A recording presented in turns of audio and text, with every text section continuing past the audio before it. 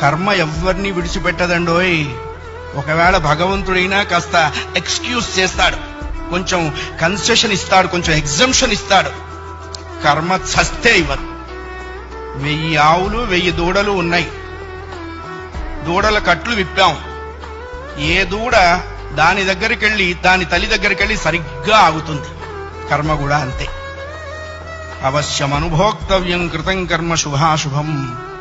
వండిన అన్నం తినలేకపోవచ్చు, చేసుకున్న కర్మని అనుభవించక తీరదు.